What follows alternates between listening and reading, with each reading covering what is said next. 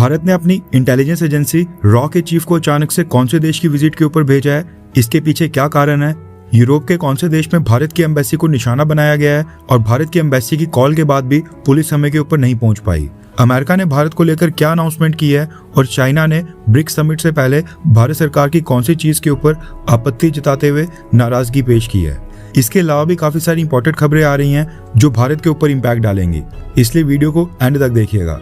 सबसे पहले बात करते हैं भारत और स्लोवेनिया के बारे में, क्योंकि खालिस्तानी सपोर्टर्स ने स्लोवेनिया में भी गंद मचाना स्टार्ट कर दिया है। सबसे पहले हम मैप में स्लोवेनिया की लोकेशन देखते हैं कि ये कहां पर है। जैसे कि आप मैप में देख सकते हैं, फ्रांस के ठीक राइट साइड के ऊपर और इटली के ऊपर वाली साइड स्लोवेनिया एक छोटा सा देश है। साइज पे मणिपुर जितना है और आबादी है 21 से 22 लाख के करीब। इतना छोटा सा देश है, लेकिन खालिस्तानी यहाँ पर भी अब असाइलम्स वाली गेम खेलने से बाज नहीं आ रहे हैं। आप अपनी स्क्रीन के ऊपर विजुअल्स देख सकते हैं। न्यूज निकल कर आ रही है कि खालिस्तानी सपोर्टर्स ने स्लोवेनिया में भारत की एम्बेसी बिल्डिंग के अंदर घुसकर वहां पर तोड़फोड़ की, भारत के तिरंगे झंडे को फाड़कर उसके ऊपर अभद्र भाषा में संदेश लिखे, साथ में इंडियन एम्बेसी की बिल्डिंग में खालिस्तान जिंदाबाद के नारे लिखने के साथ साथ हिंदुस्तान मुर्दाबाद और प्रधानमंत्री मोदी को लेकर काफी गलत नारे और भाषा लिखी गई थी, जो हम इस वीडियो में भी इस्तेमाल नहीं कर सकते हैं। इसके साथ ही 15 अगस्त को लेकर लिखा गया है कि ये पंजाब और सिखों का स्वतंत्रता दिवस नहीं है। एक इंटरेस्टिंग बात यह भी देखने को मिली कि स्प्रे पेंट से जो खालिस्तानी सपोर्टर्स ने दीवार के ऊपर मैसेज लिखा है, उसमें यह भी लिखा है कि CJP HUL disintegrate India. CJP का तो यहाँ पर साफ मतलब है कि खालिस्तानी यहाँ पर ये मैसेज दे रहे हैं कि कॉकरोच जनता पार्टी भारत को डिसइंटीग्रेट करेगी, भारत के टुकड़े करेगी। HUL का यहाँ पर क्या मतलब है वो मुझे समझ नहीं आया। आप नीचे कमेंट करके बता सकते हैं कि HUL यहाँ पे किस चीज के लिए है, अगर आपको आइडिया लग रहा हो। CJP तो यहाँ पर 100% कॉकरोच जनता पार्टी के लिए है, क्योंकि जब दिल्ली में कॉकरोच जनता पार्टी और दीपके का प्रोटेस्ट हो रहा था, उस समय भी सिख फॉर जस्टिस और गुरपतवंत सिंह पन्नू ने CJP को सपोर्ट एक्सटेंड किया था। इसलिए यहाँ भी CJP का मतलब कॉकरोच जनता पार्टी है। मे भी CJP का नाम इस्तेमाल कर खालिस्तानी अपने प्रोपेगेंडा की रीच बढ़ाने की कोशिश कर रहे हो, क्योंकि CJP इस समय ट्रेंडिंग टॉपिक है। लेकिन यहाँ पर हमें स्लोवेनिया और यूरोपियन यूनियन की नालायकी के ऊपर भी बात करनी चाहिए। स्लोवेनिया यूरोपियन यूनियन का एक मेंबर है और नाटो का भी एक सदस्य देश है। अब सोचने वाली बात यह है कि जब खालिस्तानी एलिमेंट्स भारत की एम्बेसी बिल्डिंग के ऊपर हमला कर रहे थे, जब वहां पर ये पूरा तमाशा चल रहा था, उस समय स्लोवेनिया की पुलिस कहां पर थी? इंडियन एम्बेसी की कॉल के ऊपर भी स्लोवेनिया की पुलिस मौके पर नहीं पहुंच पाई, जबकि हम सब जानते हैं कि एम्बेसीज की सिक्योरिटी कितना बड़ा टास्क होता है और हर एक देश को यूनाइटेड नेशंस के रूल्स के अंडर एम्बेसीज की सिक्योरिटी को टॉप प्रायोरिटी के ऊपर रखना होता है। एम्बेसीज हमेशा से हाई सिक्योरिटी जोन में होती हैं। उसके बाद भी इंडियन एम्बेसी के ऊपर ये हमला हुआ, कॉल्स करने के बाद भी पुलिस टाइम के ऊपर नहीं पहुंची और सारे खालिस्तानी एलिमेंट्स वहां से भाग गए। वीडियो रिकॉर्ड करते समय तक स्लोवेनिया की पुलिस या फिर लॉ एनफोर्समेंट एजेंसीज ने अभी तक इस पूरे मामले में एक भी आरोपी या सस्पेक्ट को इस केस में अरेस्ट नहीं किया है, ना डिटेन किया है और ना ही पूछताछ के लिए पुलिस स्टेशन बुलाया है। भारत की स्लोवेनिया में एम्बेसी ने इस इंसिडेंट का सख्ती से विरोध किया है। इवन अब तो भारत की सरकार और हमारे विदेश मंत्रालय ने भी एक स्ट्रॉन्ग स्टेटमेंट इशू कर स्लोवेनिया को याद दिलाया है कि डिप्लोमेटिक प्रेमिसेस की रक्षा करना सामने वाले देश की जिम्मेदारी होती है और ये वियना कन्वेंशन के तहत स्लोवेनिया की रिस्पॉन्सिबिलिटी बनती है। अभी तो खैर इस हमले में इंडियन एम्बेसी के डिप्लोमेटिक स्टाफ के साथ कोई भी हाथापाई या मारपीट नहीं हुई। अब इसके बाद होगा क्या कि भारत की इंटेलिजेंस एजेंसीज के पास फुटेज आएगी, खालिस्तानी सपोर्टर्स को आइडेंटिफाई किया जाएगा कि इस पूरे हमले में कौन कौन शामिल था।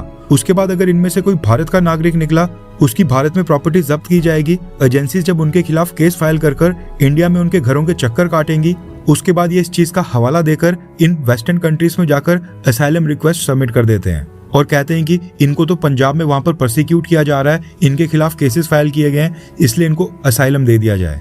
आई होप कि ये जो इंडियन एम्बेसीज के ऊपर खालिस्तानी सपोर्टर्स हमला करते हैं, इनको डिपोर्ट करवाकर एक बार भारत लाया जाए। यहाँ पर जब एक बार इनको लाकर सेवा पानी होगी, इंडियन फ्लैग की डिसरिस्पेक्ट करने के लिए जब देशद्रोह का केस चलेगा, उसके बाद ये सुधरेंगे, क्योंकि एक एग्जाम्पल सेट करना बहुत ही ज्यादा इंपॉर्टेंट हो गया है। नेक्स्ट अपडेट आ रही है भारत और बांग्लादेश को लेकर।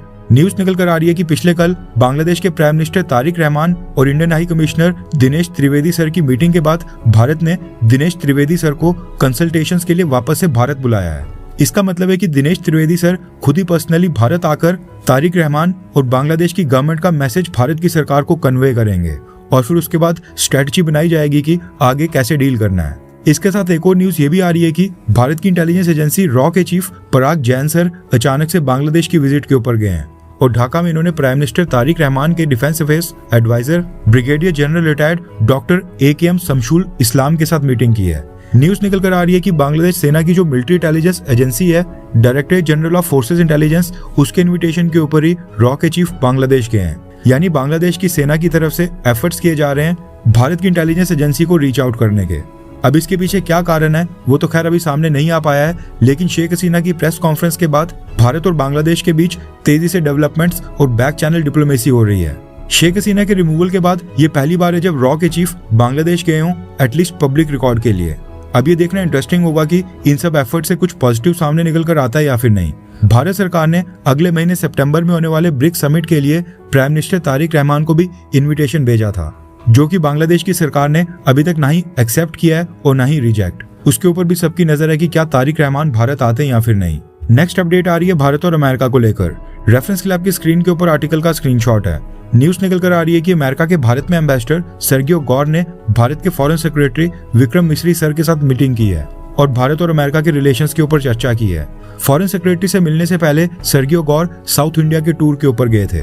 5 अगस्त को ये तेलंगाना गए थे और वहां पर चीफ मिनिस्टर ए रेवंत रेड्डी के साथ इन्होंने मुलाकात की थी। वहां से ये 7 अगस्त को सीधा कर्नाटका गए, जहां पर इन्होंने DK शिव कुमार के साथ मीटिंग की। उसके बाद ये 8 अगस्त को केरला गए थे, जहां पर इन्होंने केरला के चीफ मिनिस्टर VD सतीशन के साथ मुलाकात की थी। अब इसमें इंटरेस्टिंग फैक्ट ये है कि ये तीनों कांग्रेस रूल्ड स्टेट्स हैं, जहां पर कांग्रेस पार्टी सरकार में है, और ये विजिट ऐसे समय में की गई हैं जब क्रिश्चियंस पॉपुलेशन वाली साउथ इंडिया की स्टेट्स ऑलरेडी FCRA कानून के खिलाफ आवाज उठा रही हैं। इन स्टेट्स के बाद सीधा दिल्ली आकर foreign secretary Vikram Misri sir के साथ मुलाकात की गई। इसका साफ मतलब है कि भारत और अमेरिका भी इस समय बैकडोर डिप्लोमेटिक चैनल्स के जरिए सीरियस डिस्कशंस में इंडल्ज हैं। इसके अलावा अमेरिका से एक और न्यूज निकल कर आ रही है। जो बाइडेन के समय जो गौतम अडानी के खिलाफ ब्रैबरी और क्रिमिनल केस फाइल किया गया था, उसको अब यूएस के जज और कोर्ट ने ऑफिशियली डिसमिस कर दिया है। यूएस कोर्ट ने डिपार्टमेंट ऑफ जस्टिस से कारण पूछा था कि वो क्यों इस केस को आगे परस्यू करना नहीं चाहते हैं। इसके पीछे एग्जैक्टली क्या कारण है। डिपार्टमेंट ऑफ जस्टिस ने कोर्ट को रिपोर्ट सबमिट कर अपने कारण बता दिए थे और कहा था कि उनको नहीं लगता है कि ये केस वो आगे प्रूव कर सकते हैं, और ये केस अब एजेंसी की प्रायोरिटीज के साथ भी मेल नहीं खाता है। न्यूज आ रही है कि यूएस के जज ने भी अब जस्टिस डिपार्टमेंट की डिटेल रिपोर्ट के बाद ये क्रिमिनल केस डिसमिस कर दिया है। यानी ये कहना गलत नहीं होगा कि गौतम अडानी को अब एक तरह से क्लीन चिट मिल गई है। दरअसल अमेरिका में सिर्फ डिपार्टमेंट ऑफ जस्टिस के चार्जेस ड्रॉप कर देने से क्रिमिनल केस खत्म नहीं हो जाता है। फाइनल अप्रूवल हमेशा कोर्ट और जज ही देती है। सरकार बेशक किसी के खिलाफ कोई केस फाइल कर दे, लेकिन जब तक जज अप्रूवल नहीं देता है तब तक वो केस पूरी तरह से डिसमिस नहीं होता है। और इस केस में भी जज ने डिपार्टमेंट ऑफ जस्टिस से पूछा था कि अडानी के खिलाफ जो पिछली गवर्नमेंट के समय केस फाइल किया गया था ब्रैबरी का और क्रिमिनल केस, उसमें लगाए गए चार्जेस को वापस लेने की असली वजह क्या है, और इसमें सिर्फ एक लाइन की एक्सप्लेनेशन काफी नहीं होगी, पूरी एक डिटेल रिपोर्ट चाहिए। और इसी सवाल के जवाब में ट्रंप एडमिनिस्ट्रेशन ने कोर्ट को 10 पेज की डिटेल फाइलिंग दी थी, जिसमें बताया गया कि एलिज्ड घटना भारत में हुई, इसमें इंडियन कंपनीज और इंडियन ऑफिशियल्स शामिल थे, इसमें अमेरिका की डायरेक्ट जुरिस्डिक्शन या नेशनल सिक्योरिटी इंटरेस्ट बहुत ही लिमिटेड है, और प्रोसिक्यूशन के सक्सेसफुल होने की पॉसिबिलिटी भी काफी कम है, और ये केस प्रूव होता इसके चांसेस कम थे। यानी कि केस कमजोर था, इसलिए सरकार के मुताबिक इस केस को आगे बढ़ाना लीगल तौर पर सही नहीं है और प्रैक्टिकल नहीं है। अब जज और कोर्ट ने भी डोनाल्ड ट्रंप एडमिनिस्ट्रेशन की एक्सप्लेनेशन एक्सेप्ट कर ली है और गौतम अडानी के खिलाफ केस को डिसमिस कर लिया है। आपको क्या लगता है कि क्या भारत को बदनाम करने के लिए अडानी को जानबूझकर टारगेट किया जाता है? हाँ या फिर ना? आपको भी अडानी के ऊपर शक होता है? नीचे कमेंट कर अपनी राय तो जरूर बताएं। नेक्स्ट अपडेट आ रही है भारत और चाइना को लेकर। आपको याद होगा 2-3 दिन पहले मैंने एक न्यूज कवर की थी जिसमें बताया था कि भारत ने अरुणाचल प्रदेश में 27 जगह के नाम स्टैंडर्डाइज कर भारत के ऑफिशियल मैप्स में उनकी एंट्री कर दी है। इनमें कई सारे तिब्बतन नाम थे और कई सारे हिंदी नाम थे। अब ये जो भारत सरकार ने नामों की लिस्ट जारी कर इनको मैप में शामिल किया है, इसका चाइना की सरकार ने आधिकारिक विरोध किया है। रेफरेंस क्लब की स्क्रीन के ऊपर आर्टिकल का स्क्रीनशॉट है। चाइना के विदेश मंत्रालय के स्पोक्सपर्सन गुवो जियाकुन ने कहा है कि चाइना हमेशा से अरुणाचल प्रदेश को इंडिया का हिस्सा नहीं मानता है। इंडिया ने इसको इलीगल तरीके से अरुणाचल प्रदेश नाम दिया है, और अब इंडिया का उन जगहों के नाम बदलने की कोशिश करना जिन्हें चाइना लंबे समय से अपने स्टैंडर्ड नाम से बुलाते आ रहा है, ये स्टेप इलीगल है और इसका कोई भी लीगल मतलब नहीं है। इंडिया के नाम बदलने से हकीकत बिल्कुल नहीं बदलेगी। जंगनान रीजन चाइना का हिस्सा है और साउथ तिब्बत का पार्ट है, ये कहना है चाइना का। चाइना अरुणाचल प्रदेश को जंगनान बोलता है। अब ये देखना इंटरेस्टिंग होगा कि इस कंट्रोवर्सी के बाद चाइनीज प्रेसिडेंट शी जिनपिंग अगले महीने ब्रिक्स समिट में हिस्सा लेने के लिए भारत आते हैं या फिर नहीं। ब्रिक्स समिट की डेट्स ऑलरेडी अनाउंस हो गई हैं। 12 से 13 सितंबर को ये होने वाला है।